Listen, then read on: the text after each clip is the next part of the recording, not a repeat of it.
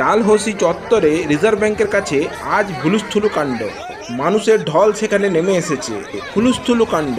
তারা এখানে সব জমায়েত হয়েছে 2000 টাকার নোট এক্সচেঞ্জ করানোর জন্য। পুলিশ ভিড় সামলাতে হিমশিম খাচ্ছে। তাদেরকে জিজ্ঞেস করা হয় এতদিন পর্যন্ত তারা নোট এক্সচেঞ্জ করেনি কেন। তার জবাবে আমরা শুনতে পাচ্ছি তারা নোট পেয়েছে অন্য কারোর মাধ্যমে। আবার কেউ কেউ উত্তর দিচ্ছে যে তারা ভুলে গেছে। সকাল সকাল রিজার্ভ ব্যাংকের সামনে যারা জড়ো হয়েছে তাদের পরিচয়ই বা কী? তারা কোথার থেকে পেলো এত টাকা? 2016 সালে নোটবন্দির পর বাজারে আসে 2000 টাকার নোট। চলতি বছরের মে মাসে 2000 টাকার নোট বদলে ফেলতে হবে, এমনই কথা বলা হয় কেন্দ্রীয় সরকারের তরফ থেকে। এই কথা বলার পর অনেক দিন সময় পাওয়া গেছে। নভেম্বরে 30 তারিখের পর থেকে আর এই 2000 টাকার নোট রাষ্ট্রায়ত্ত ব্যাংকে জমা করা যাবে না। তারপর আরবিআই নির্দেশে এই ভিড় শুরু হয় আরবিআইতে, রিজার্ভ ব্যাংক অফ ইন্ডিয়া। তারা কিন্তু এই নোট বদলাচ্ছে। কয়েকদিন যাবৎ দেখা যাচ্ছে রিজার্ভ ব্যাংকের সামনে লম্বা ভিড় তৈরি হচ্ছে। শুধু ভিড় নয়, এমন মানুষের ভিড় হচ্ছে যে পুলিশ পর্যন্ত সামলাতে পারছে না। এমনকি রিজার্ভ ব্যাংকের কর্তারাও হিমশিম খেয়ে যাচ্ছেন এই ভিড় সামলাতে। কিন্তু কেন, কি কারণে হঠাৎই এমন ভিড় বেড়ে গেল রিজার্ভ ব্যাংকের সামনে?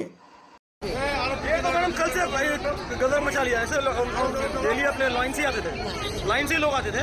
लेकिन अभी क्या है ना, ये लोग जल्दी करना है।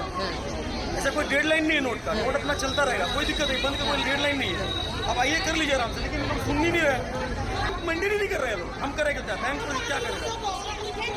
अभी तो आप देख ही रहे हो। मैं যখন তাদের জিজ্ঞেস করা হয় এতগুলো টাকা তারা কোথা থেকে পেয়েছে, তারা তখন পরিষ্কার উত্তর দেয় এই টাকাগুলো তাদের নয়, কোনো পার্টি বা কোনো এজেন্ট তাদের হাতে এই টাকাগুলো ধরিয়ে দিয়েছে এক্সচেঞ্জ করানোর জন্য।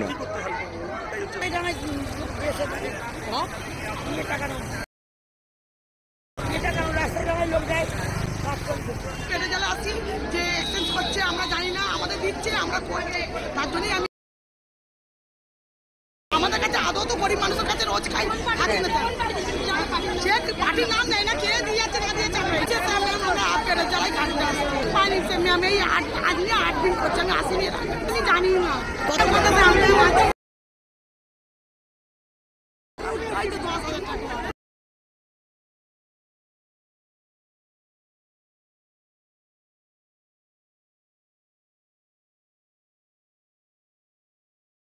पार्टी का जो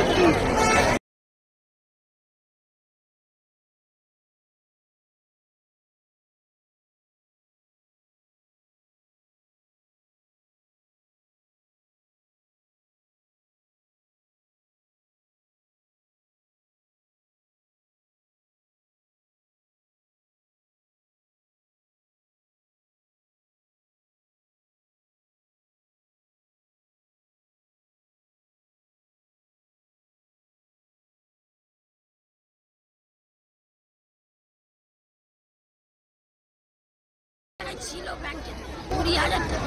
আচ্ছা, এই ভাঙাতে এসে আমি কালকে ভাঙিয়েছি ওই 5টা 10টার মধ্যে। এজেন্সি মানে ওই মানে এখানে আপনি কাউকেই পাবেন ধরনের লোক আছে, বুঝলেন, সব মানুষ না, কিন্তু যেই করুক সে একটা কমিশনের মাল টাকার তো একটা দরকার।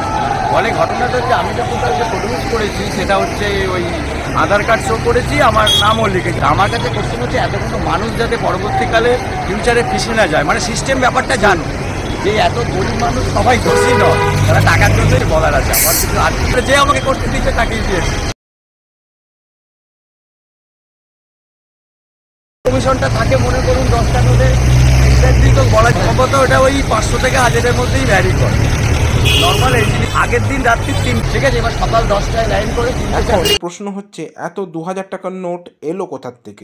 যারা এখানে লাইনে দাঁড়িয়ে আছেন, কেউ আবার পরিচারিকার কাজ করে বা কেউ দূর দূরান্ত গ্রামাঞ্চল থেকে এসছেন এখানে 2000 টাকার নোট এক্সচেঞ্জ করানোর জন্য, কেউ আবার দিনহানি দিন খাওয়া।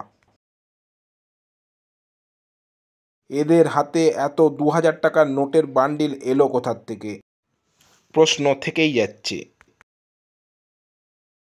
আজ এই পর্যন্তই। পরবর্তী খবরের জন্য নজর রাখুন PM প্রাইম নিউজ বাংলা।